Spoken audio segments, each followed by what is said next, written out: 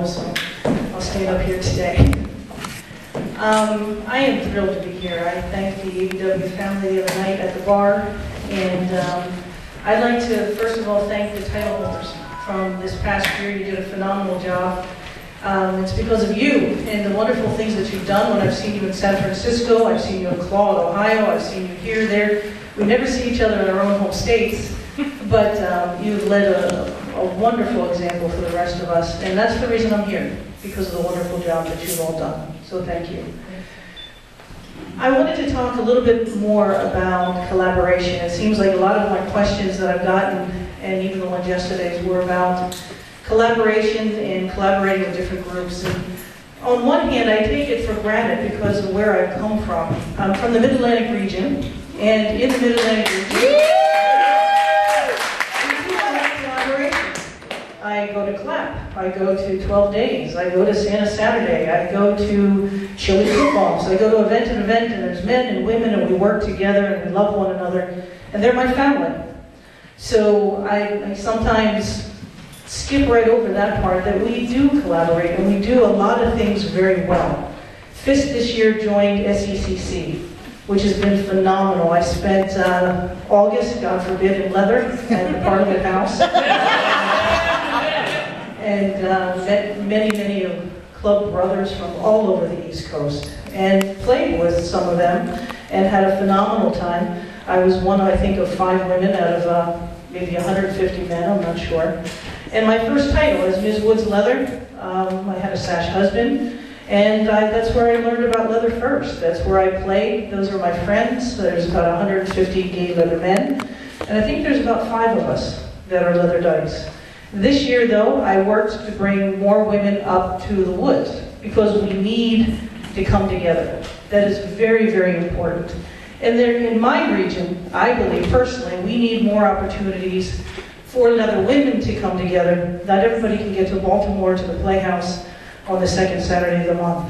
So I've worked as hard as I could to bring women together this year, and that's why most of you see me doing those kinds of things if you follow Facebook. Right? This year has been an incredible year for many different reasons. I'm just going to share one story with you because I know I only have 3 minutes. I had the opportunity this year, actually it was 2 months ago, to go to Sister Space. It's a lesbian festival.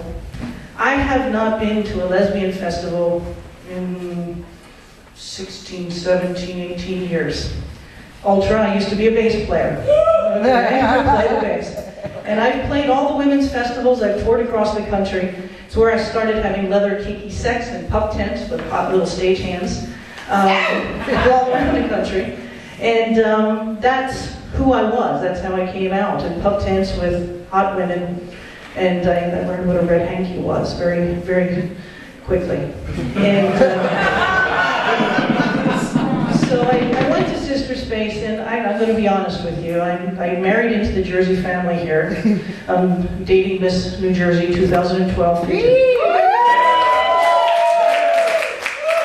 she goes to the lesbian festival every year. And I was like, oh God, help me. I've been there, I've done them, and I don't really have an interest in really going to the lesbian festival, but I went, as a good partner goes and supports.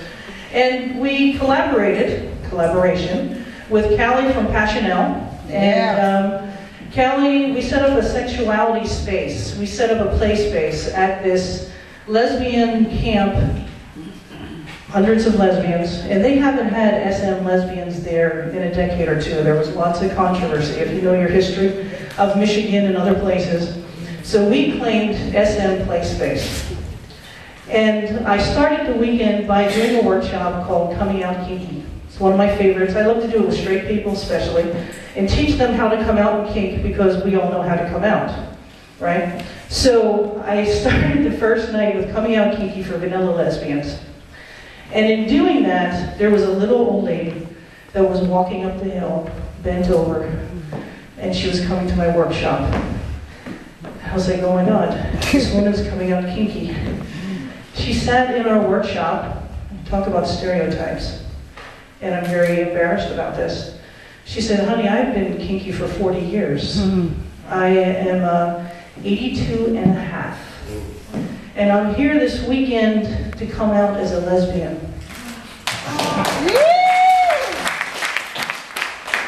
I've been in master-slave relationships for 40 years, and I've been there, done it. She said, personally, I'd rather suck pussy than suck dick. Cool. So we started talking, and she said something very special. She said, you know, at 82 and a half, all I want to be is touched. The only person who touches me is my doctor. And it warmed my heart, it hit my heart. I thought about this, and Fidget and I talked about this. We talked to the drag kings who were in their 20s. We talked to leather dykes in their 40s and 50s. And Saturday night we had a scene in the dungeon. And we tied her ass up.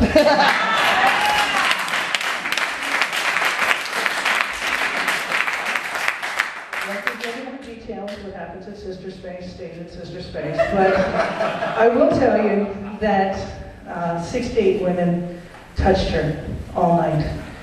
It was a 2.5-hour scene, actually, all together, and it was one of the most beautiful things I've ever seen in my life.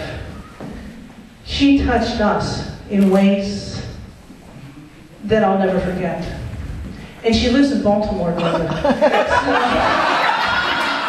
When we do a new pledge class starting January,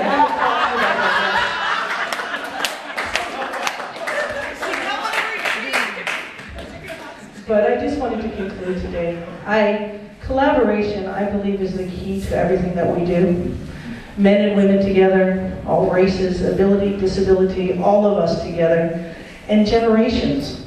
And I know we talk about TNGs, and we talk about the 40-somethings that fit the middle guard. And then there's the grandmoms. Can't forget the grandmoms. And I hope as the next American Leatherwoman that I can just touch one person, and hopefully many, many people over the next year, as I've been touched myself. Thank you.